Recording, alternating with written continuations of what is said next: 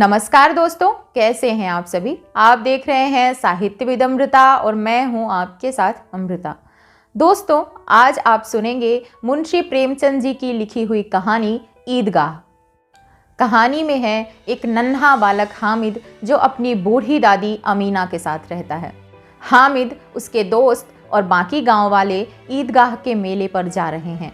तो कहानी कुछ इस तरह है। रमजान के पूरे 30 रोजों के बाद आज ईद आई है।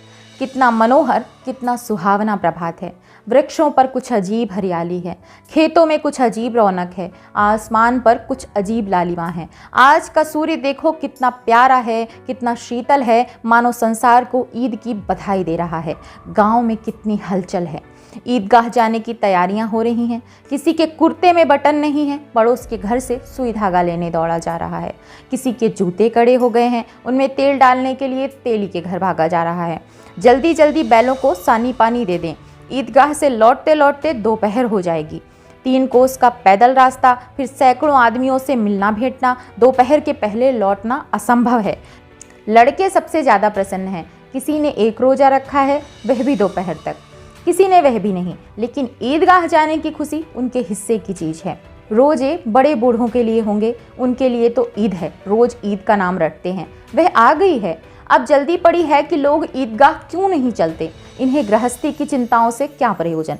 सेवैयों के लिए दूध और शक्कर घर में है या नहीं, इसकी बला से ये तो सेवैयाँ ही खाएंगे। वह क्या जाने कि अब्बा जान क्यों बदहवास चौधरी कायम अली के घर दौड़े जा रहे हैं। उन्हें क्या खबर कि चौधरी आज आंखें बदल ले तो ये सारी ईद मुहर्रम हो जाए। उनकी अपनी जेबों में तो कुबेर का धन भरा हुआ है। बार बार जेब से अपना खजाना निकाल कर गिनते और खुश होकर फिर रख लेते हैं। महमूद गिनता है, 1, 2, 10, 12। उसके पास 12 पैसे हैं। मोहसिन के पास 1, 2, 3, 8, 9, 15 पैसे हैं। इन्हीं अनगिनती पैसों में ये अनगिनती चीजें लाएंगे, खिलौने, मिठाइयाँ, बिगुल, गेंद और न जाने क्या क्या। और सबसे ज्यादा प्रसन्न है हामिद। वह 4-5 साल का गरीब सूरत दुबला पतला लड़का, जिसका बाप गत वर्ष हैजे की भेंट हो गया और मां न जाने क्यों पीली होती होती एक दिन मर गई। किसी को पता न चला कि क्या बीमारी है। कहती भी तो कौन सुनने वाला था। दिल पर जो कुछ बीतती थी वह दिल में ही सहती थी, और जब ना सहा गया तो संसार से विदा हो गई। अब हामिद अपनी बूढ़ी दादी अमीना की गोद में सोता है और उतना ही प्रसन्न है। उसके अब्बा जान रुपए कमाने गए हैं, बहुत सी थैलियाँ लेकर आएंगे। अम्मी जान अल्लाह मियाँ के घर से उसके लिए बड़ी अच्छी अच्छी चीज़ें लाने गई हैं, इसलिए हामिद प्रसन्न है। आशा तो बड़ी चीज़ है, और फिर बच्चों की आशा। उनकी कल्पना तो राई का पर्वत बना लेती है। हामिद के पाँव में जूते नहीं हैं, सिर पर एक पुरानी धुरानी टोपी है जिसका गोट काला पड़ गया है, फिर भी वह प्रसन्न है। जब उसके अब्बा जान थैलियाँ और अम्मी जान नियामतें लेकर आएंगी तो वह दिल के अरमान निकाल लेगा। तब देखेगा महमूद, मोहसिन, नूरे और सम्मी कहाँ से उतने पैसे निकालेंगे।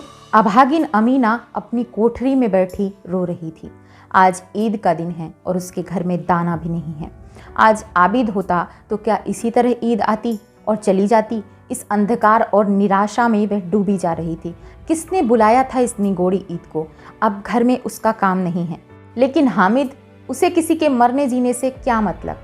उसके भीतर प्रकाश है और बाहर आशा। विपत्ति अपना सारा दल बल लेकर आए, हामिद की आनंद भरी चितवन उसका विध्वंस कर देगी। हामिद भीतर जाकर दादी से कहता है, तुम डरना नहीं अम्मा, मैं सबसे पहले आऊँगा, बिल्कुल न डरना।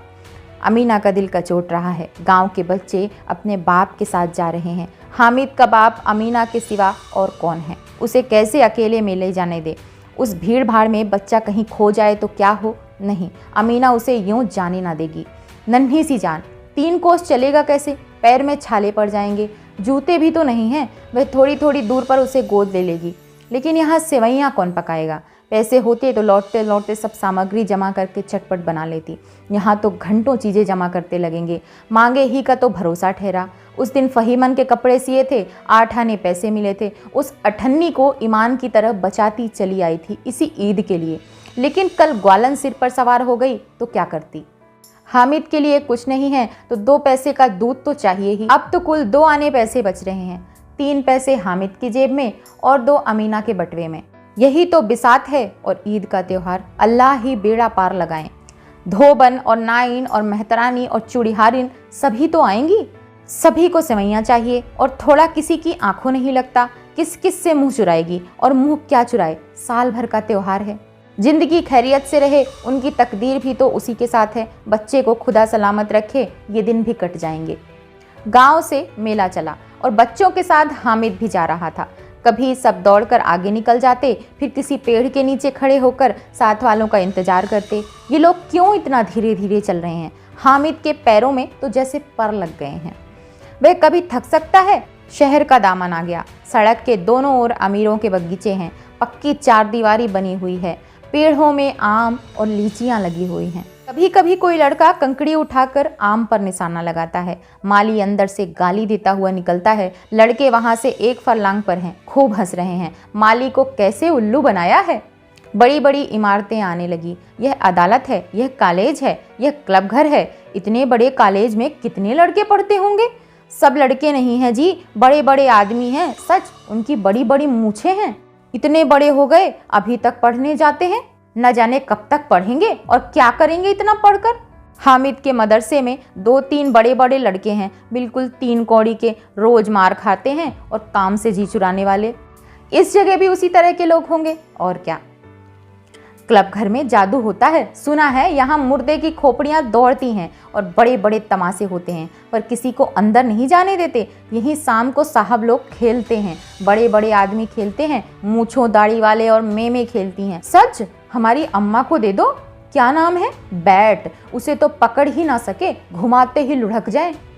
महमूद ने कहा। हमारी अम्मी जान का तो हाथ कांपने लगे। अल्लाह कसम, मोहसिन बोला। अम्मी मानो आटा पीस डालती है, जरा सा बैट पकड़ लेगी तो हाथ कांपने लगे। सैकड़ों घड़े पानी रोज निकालती है। 5 घड़े तो मेरी भैंस पी जाती है। किसी मैम को 1 घड़ा पानी भरना पड़े तो आंखों तले अंधेरा आ जाएगा।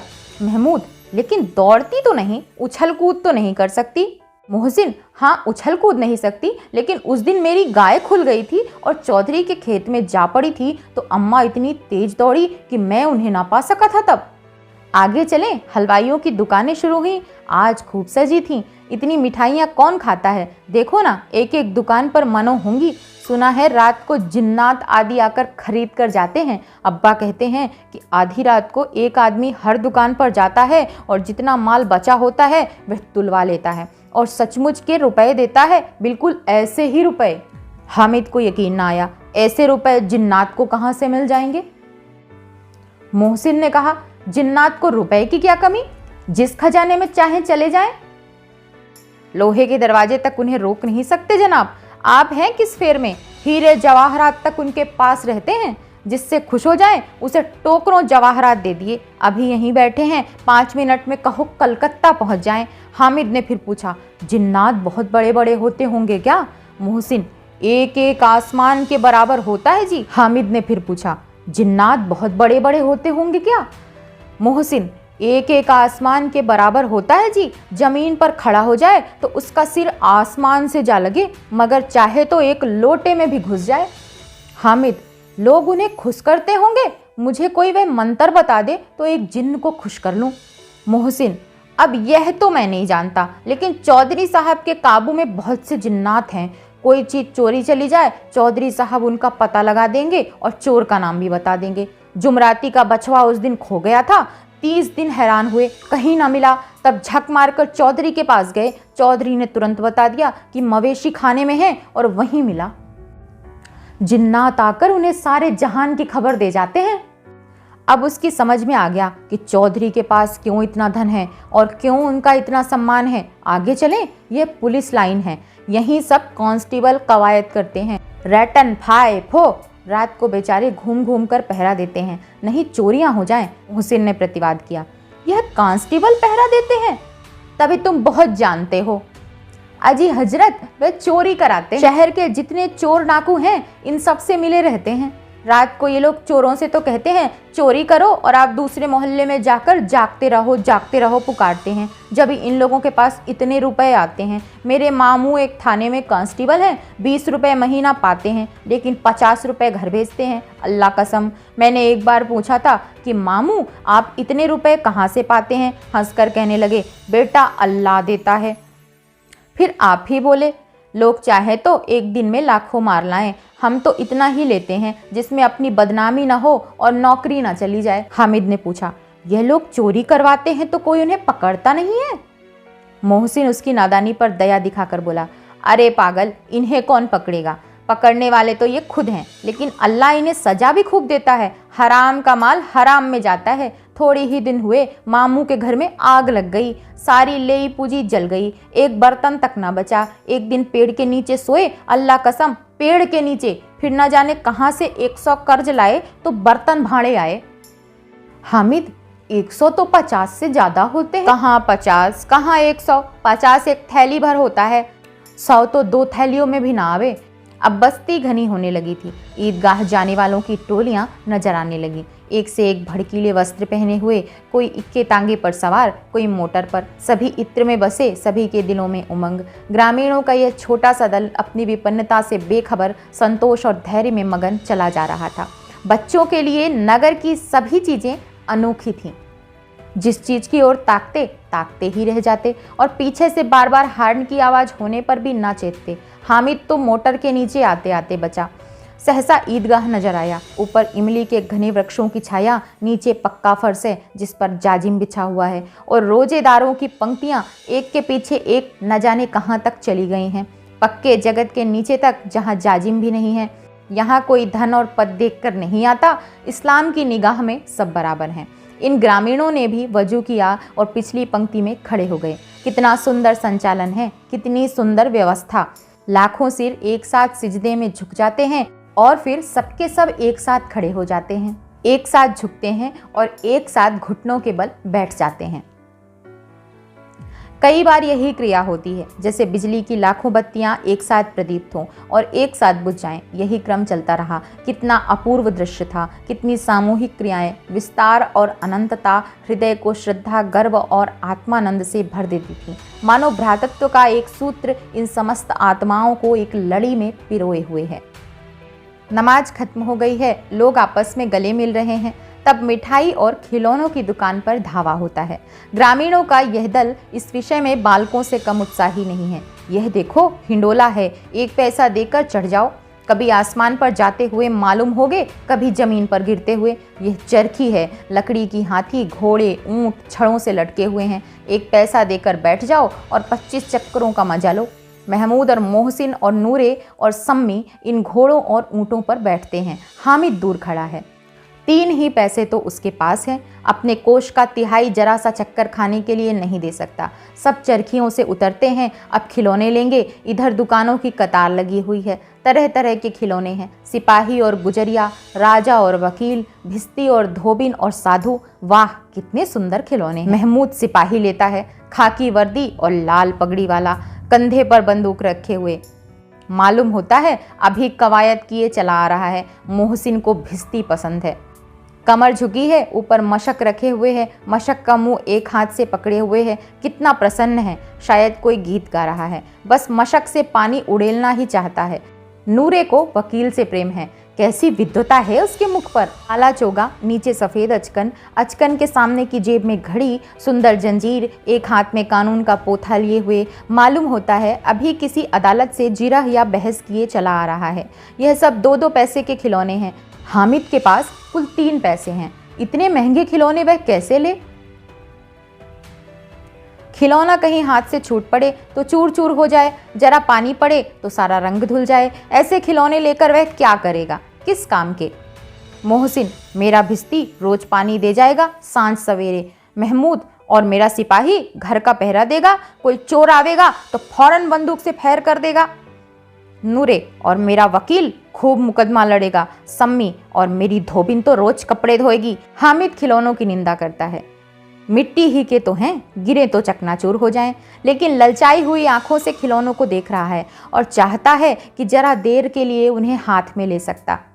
उसके हाथ अनायास ही लपकते हैं, लेकिन लड़के इतने त्यागी नहीं होते, विशेषकर जब अभी नया शौक है। हामिद ललचता रह जाता है। खिलौने के बाद मिठाइयाँ आती हैं। किसी ने रेवड़ियाँ ली हैं, किसी ने गुलाब जामुन, किसी ने सोहन हलवा। मज़े से खा रहे हैं। हामिद उनकी बिरादरी से पृथक है। अभागे के पास 3 पैसे हैं। क्यों नहीं कुछ लेकर खाता। ललचाई आंखों से सबकी ओर देखता है। मोहसिन कहता है, हामिद रेवड़ी ले जा, कितनी खुशबूदार है।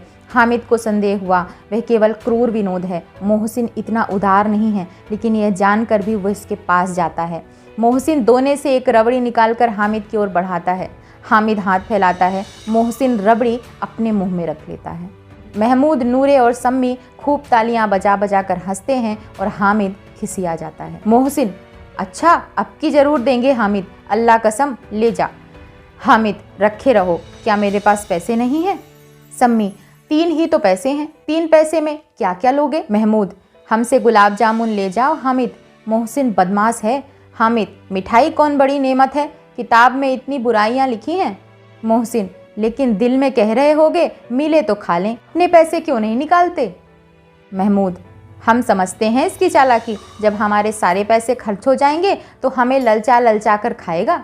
मिठाइयों के बाद कुछ दुकानें लोहे की चीज़ों की हैं, कुछ गिलट और कुछ नकली गहनों की।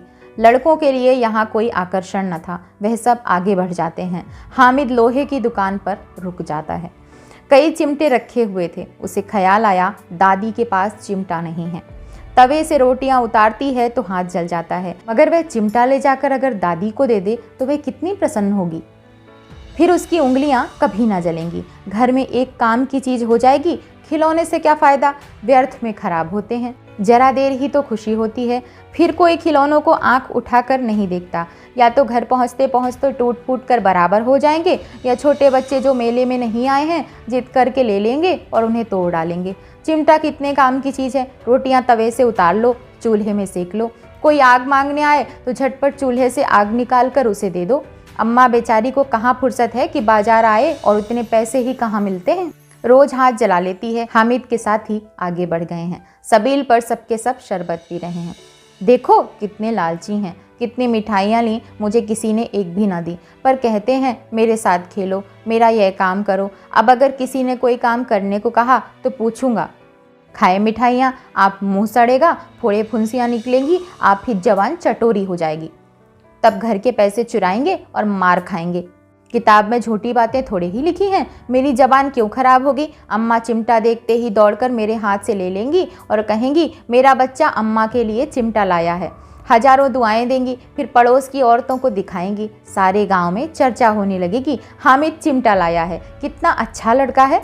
इन गांवों में खिलौनों पर इन्हें कौन दुआएं देगा। बड़ों की दुआएं सीधे अल्लाह के दरबार में पहुंचती हैं और तुरंत सुनी जाती हैं। मेरे पास पैसे नहीं हैं, तभी तो मोहसिन और महमूद यूँ मिजाज दिखाते हैं। मैं भी इन्हें मिजाज दिखाऊंगा। मैं गरीब सही, किसी से कुछ मांगने तो नहीं जाता।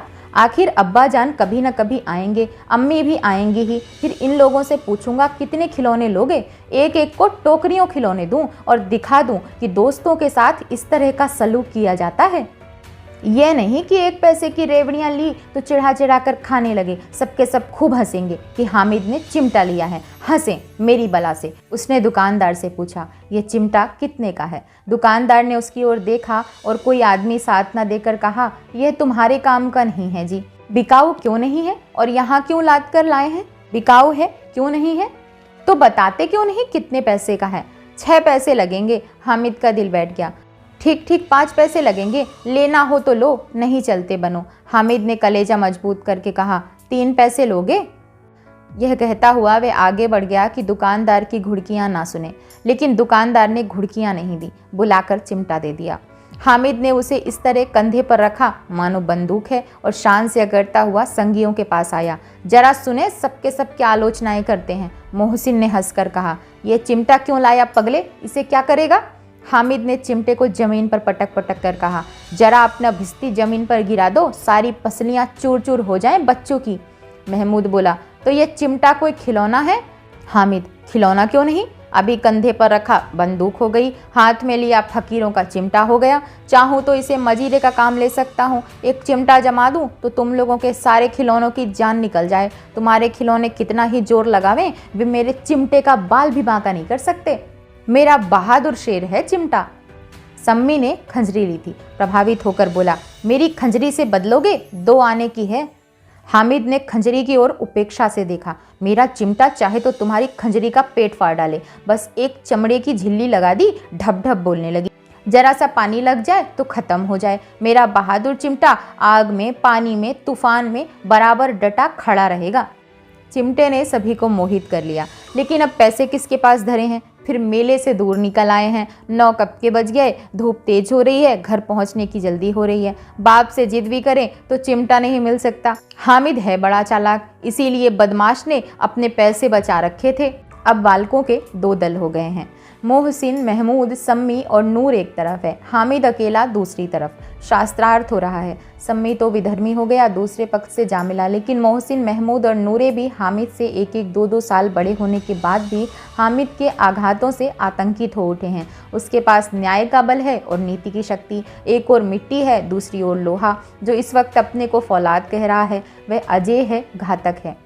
अगर कोई शेर आ जाए तो मियाँ भिस्ती के छक्के छूट जाएं, मियाँ सिपाही मिट्टी की बंदूक छोड़कर भागें, वकील साहब की नानी मर जाएगी, चोगों में मुंह छिपाकर जमीन के बल लेट जाएं, मगर यह चिमटा, यह बहादुर, यह रुस्तम हिंद लपक कर शेर की गर्दन पर सवार हो जाएगा और उसकी आंखें निकाल लेगा। मोहसिन ने एड़ी चोटी का जोर लगाकर कहा, अच्छा पानी तो नहीं भर सकता। हामिद ने चिमटे को सीधा खड़ा करके कहा, भिश्ती को एक डांट बताएगा तो दौड़ा हुआ पानी लाकर उसके द्वार पर छिड़कने लगेगा। मोहसिन परास्त हो गया, पर महमूद ने कुमक पहुंचाई, अगर बच्चा पकड़ा जाए तो अदालत में बंधे बंधे फिरेंगे, तब तो वकील साहब के ही पैरों पड़ेंगे। हामिद इस प्रबल तर्क का जवाब ना दे सका। उसने पूछा, हमें पकड़ने कौन आएगा? नूरे ने अकड़कर कहा, यह सिपाही बंदूक वाला। हामिद ने मुंह चिढ़ाकर कहा, यह बेचारे हम बहादुर रुस्तम हिंद को पकड़ेंगे। अच्छा लाओ, अभी जरा कुश्ती हो जाए, इसकी सूरत देखकर दूर से भागेंगे, पकड़ेंगे क्या बेचारे। मोहसिन को एक नई चोट सूझ गई। तुम्हारे चिमटे का मुंह रोज आग में जलेगा। उसने समझा था कि हामिद लाजवाब हो जाएगा, लेकिन बात ना हुई। हामिद ने तुरंत जवाब दिया, आग में बहादुर ही कूदते हैं जनाब। तुम्हारे यह वकील, सिपाही और भिस्ती लौंडियों की तरह घर में घुस जाएंगे। आग में कूदना वह काम है जो रुस्तम हिंद ही कर सकता है। महमूद ने एक जोर लगाया, वकील साहब कुर्सी मेज पर बैठेंगे, तुम्हारा चिमटा तो बावर्ची खाने में जमीन पर पड़ा रहेगा। इस तर्क ने सम्मी और नूरे को भी सजीव कर दिया। कितने ठिकाने की बात कही है पट्टे ने। चिमटा बावर्ची खाने में पड़े रहने के सिवा और क्या कर सकता है। हामिद को कोई फड़कता हुआ जवाब न सूझा तो उसने धांधली शुरू की, मेरा चिमटा बावर्ची खाने में नहीं रहेगा। वकील साहब कुर्सी पर बैठेंगे तो जाकर उन्हें जमीन पर पटक देगा और उनका कानून उनके पेट में डाल देगा। बात कुछ बनी नहीं, खासी गाली गलौज थी। कानून को पेट में डालने वाली बात छा गई, ऐसी छा गई कि तीनों सूरमा मुंह ताकते रह गए, मानो कोई ढेलचा कनकौआ किसी गंडे वाले कनकौए को काट गया हो। कानून कोई मुंह से बाहर निकलने वाली चीज है जो उसको पेट के अंदर डाल दिया जाए। बेतुकी सी बात होने पर भी कुछ नयापन रखती है। हामिद ने मैदान मार लिया, उसका चिमटा रुस्तम हिंद है। अब इसमें मोहसिन, महमूद, नूरे, सम्मी किसी को भी आपत्ति नहीं हो सकती है। विजेता को हारने वालों से जो सत्कार मिलना स्वाभाविक है वह हामिद को भी मिला। औरों ने 3-3, 4-4 आने पैसे खर्च किए पर कोई काम की चीज़ न ले सके। हामिद ने 3 पैसे में रंग जमा लिया। सच ही तो है, खिलौनों का क्या भरोसा, टूट फूट जाएंगे। हामिद का चिमटा बना रहेगा बरसों। संधि की शर्त तय होने लगी। मोहसिन ने कहा, जरा अपना चिमटा दो, हम भी देखें, तुम हमारी भिश्ती लेकर देखो। महमूद और नूरे ने भी अपने अपने खिलौने पेश किए। हामिद को इन शर्तों को मानने में कोई आपत्ति न थी। चिमटा बारी बारी से सबके हाथ में गया और उसके खिलौने बारी बारी से हामिद के हाथ में आए। कितने खूबसूरत खिलौने हैं। हामिद ने हारने वाले के आंसू पोंछे। मैं तुम्हें चिढ़ा रहा था। सच, यह लोहे का चिमटा भला इन खिलौनों की क्या बराबरी करेगा, मालूम होता है। अब बोले।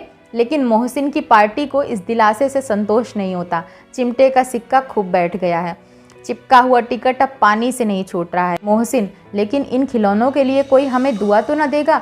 महमूद, दुआ के लिए फिरते हो, उल्टे मार ना पड़े। अम्मा जरूर कहेंगी कि मेले में मिट्टी के खिलौने मिले तुम्हें। हामिद को स्वीकार करना पड़ा कि खिलौनों को देखकर किसी की माँ इतनी खुश ना होंगी जितनी दादी चिमटे को देखकर होंगी। 3 पैसों में ही तो उसे सब कुछ करना था और उन पैसों के इस उपयोग पर पछतावे की जरूरत बिल्कुल भी न थी। फिर अब तो चिमटा रुस्तम हिंद है और सभी खिलौनों का बादशाह। रास्ते में महमूद को भूख लगी। उसके बाप ने केले खाने को दिए थे। महमूद ने केवल हामिद को साझी बनाया। उसके अन्य मित्र मुंह ताकते रह गए। यह उस चिमटे का प्रसाद था।